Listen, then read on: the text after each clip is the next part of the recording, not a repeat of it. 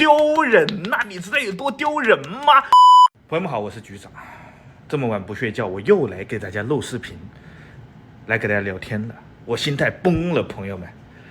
今天聊的是比较敏感的话题是什么呢？就是我们蒙氏屋收入来源的问题。想必老粉都知道，我们基本上是靠着品牌方爸爸的广告费撑着在。但是我确实很操心呐，朋友们。一旦哪天流量视频不好，大家或者大家不爱看了，这广告这品牌方爸爸们收手了，不投广告了，我们要怎么搞？这些猫怎么搞？所以我从刚开始胖虎很火的那段时间，还有我在养猪，把仓许店搞成动物园的那段时间，我就在研究那直播带货。朋友们说实在话，从刚开始的边拍猪边拍胖虎啊，挂个小黄车搁那直播带货，直播间有1-2万人，朋友们，但是就是卖不动。为什么？大家都是来看胖虎和猪哥的，不是来买货的。到后来，我以仓鼠店为背景，然后以猫房为背景，然后搬了家之后也在尝试直播带货，但就是卖不动，所以我一直都没有抱很大的希望，但是我也一直在坚持，直到有一天，有一个品牌方爸爸，他找到了我们，让我们去山东的猫粮工厂里面给他们做大厂的专场直播。我说我心里想，我是要站起来了吗？我的直播带货终于要有起色了吗？我和勇哥就一拍即合，就去了山东。临到直播快开始了，品牌方爸爸安排了一个大巴车来接我们，所有的达人都在那个大巴车上。然后品牌方爸爸看着我们就，我说你们一直看着我干啥？他说你们俩用什么直播呀？我说用手机直播呀，用什么直播呢？我说你俩没有带电脑吗？那怎么上链接呢？你俩麦克风也没带吗？那工厂里面很吵的，不然别人听不见你说话的。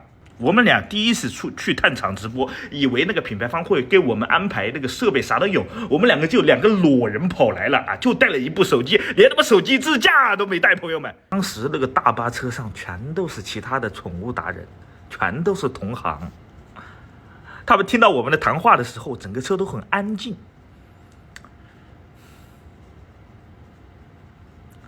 你知道我当时心里怎么想的吗？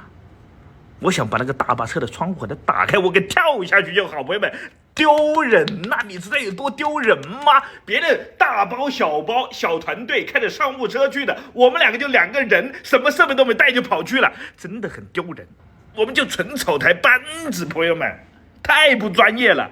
然后我们就临时打车去买了一个电脑，买了一个麦克风，买了一个手机支架，就开播了。可想而知，没有播好。据我所知，我是那次去的粉丝量最大的博主，我只完成了5%的销售额。朋友们，自从那次以后，我就下定决心，这个直播带货必须搞起来。然后给你们看一下，灯打开给你们看一下，朋友们，我下定决心不要再当草台班子了。于是我就租了个场地，蒙蜀物文化传媒有限公司出现了，朋友们啊，你看这个场地啊，你看，我再给你看一下啊，仓许有一部分也在这边啊，还有品牌方爸爸为了支持我们，给我们整了这么多的样品啊，各种样品，还有这个直播间大灯，还有这个相机大电视，光这个高配的电脑就有3-4台。我想我专业化了，我现在有人有场地，我总该播得起来了吧？于是我信誓旦旦的开播，播了3天，播了4天。不说自己多厉害，咱好歹有100多万粉丝，直播间就几10个人，一场只卖5000块钱，朋友们，5000块钱，我的佣金是1000多块钱，这1000多块钱不是到手啊，朋友们。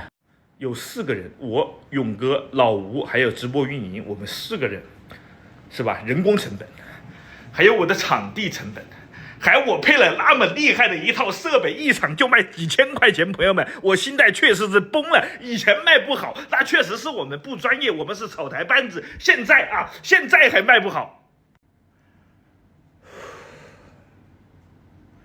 我决定马上过12点了，就是今天6月18号。中午12点和晚上8点我们会播最后2场，但我估计也是搞不好的，因为这6月18号各大主播都在抢流量，啊，我们这草台班子估计够呛啊。你经常给你家的猫买吃的喝的，咱有钱的捧个钱场，没钱的捧个人场。你进来看一下，我都觉得你在支持我。能不能让我站起来一回？不成功变成人，成功不了，那我这房租到期我就走人，我就倒闭，我的设备二手卖掉。我们会把自己用过、觉得好、性价比高、价格很优惠的东西推荐给大家。品牌方对我们的支持也很大，给我们的机制也很好。我放了一个直播预约，麻烦粉丝朋友们、粉丝老爷们点一下，好不好？明天来看我的直播哟，嘿嘿。